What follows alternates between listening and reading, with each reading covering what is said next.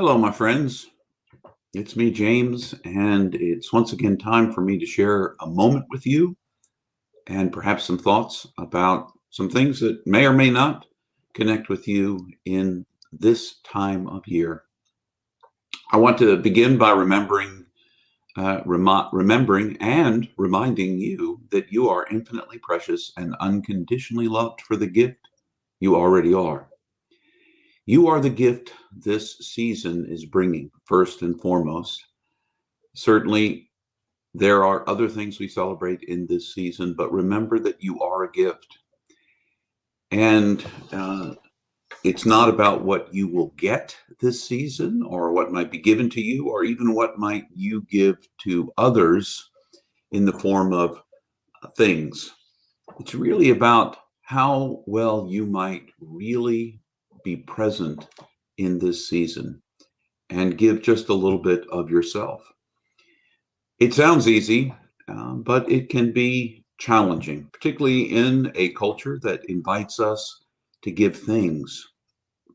So, what I want to invite you to do to help keep us grounded in this season is to slow down and find a space, if you can, every single day leading up to whatever holiday you might be about to celebrate.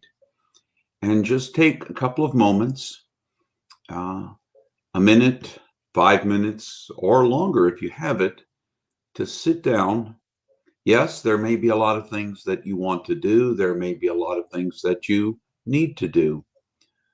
But can't you find just a moment in the midst of all of that to sit down and perhaps just be thankful? You can call it your thankful moment. And when you sit down and you think, I still have breath. I'm still here. I still have something to give. And I'm thankful for that. I'm thankful for, and you can list any number of things. And I encourage you, you can say them out loud. You can write them in your journal. That's one of the things I do, is to write those kinds of things down in my journal so that I can see and notice them and remember to live from that place of gratitude. Perhaps gratitude isn't what you want to practice this season. Perhaps you've already got a good gratitude practice. Perhaps you just want to take a moment to connect with something bigger than you. And perhaps you sit down and you find a moment to catch your breath, pay attention to your breath, let go of all the other things that are going on around you, sink into a deeper place within you, find that inner peace that you're looking for just a moment in this time of year, whenever this time of year is that you happen to watch this, quite frankly. You could do something symbolic. You could do something like light a candle when you sit down. Oftentimes the ritual of sitting down and lighting a candle to begin the time, and then at the end of that time blowing out the candle, helps to make that space feel sacred. It's like you're crossing a threshold from whatever the rest of life and its chaos may bring to you over into a moment that is a sacred, holy moment. Now, I believe all moments are sacred and holy. But when we cross that threshold and are intentional about making a moment sacred and holy, and we learn that we don't even really have to do anything amazing to make that moment sacred and holy, then we begin to see sacred and holy everywhere we go. But we have to start somewhere. And the somewhere might be sitting down, lighting a candle, and then at the end of the time, extinguishing a candle. Maybe you have something that's important to you in your life that you like to remember. You might be on a walk somewhere, or you might have gone to some place, and one of the things you got was maybe a stone, or in this case, a sand dollar. And you hold it in your hand. And with a sand dollar, you have to be especially gentle because they'll break. They'll break very, very easily. So when I hold it, I look at this sand dollar. First of all, knowing that at one time the sand dollar was living.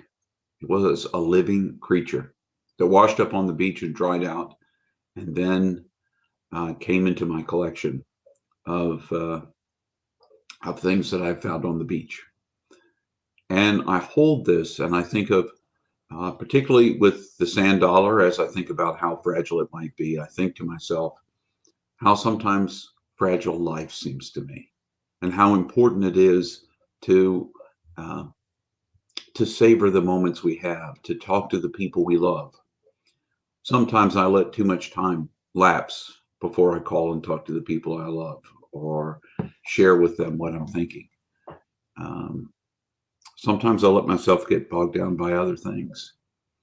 And so maybe holding a sacred object, one that is fragile like this. Maybe you have a feather from a bird or a leaf from a tree that has fallen in the season of autumn. If you're in the southern hemisphere, that would have to be from last autumn. But here in the northern hemisphere, the autumn drop of the leaves, and you hold it and remember to be thankful for that in the midst of the fragility of life, here you are, that you're being held, that you are precious. There are other things that you could certainly do with that time. Perhaps a sacred thing you could do is each one of the days that you take, you might take a moment to be to jot a note during your sacred time to someone you care about. One of those people you could jot a note to is yourself. What are you most thankful about yourself? What do you appreciate about yourself? Can you find those things? Can you hold those things?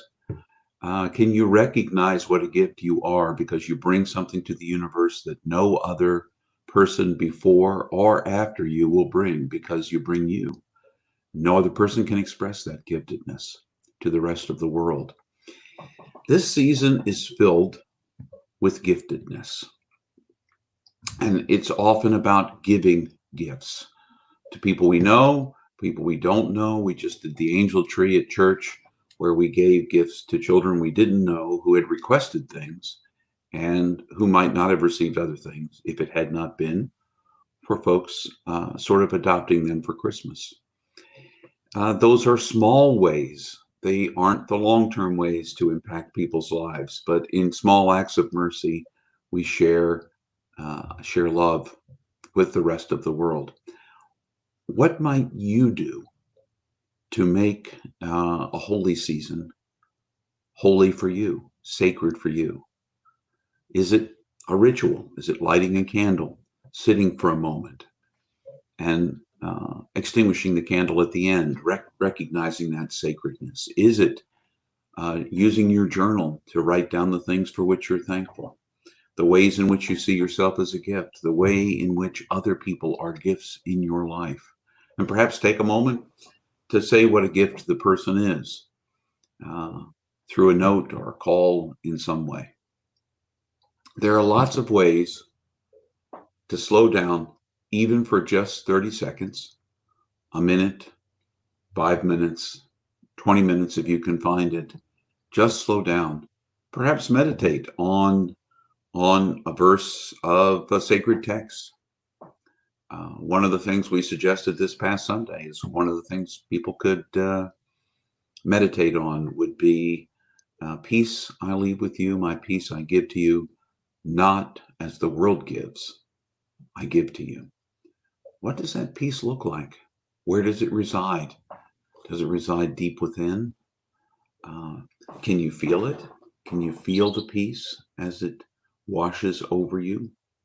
What will you do this season to kind of keep the connectedness, the holiness, the sacredness of your life and life in general in the forefront of your mind? What way will you intentionally make this a season of celebration?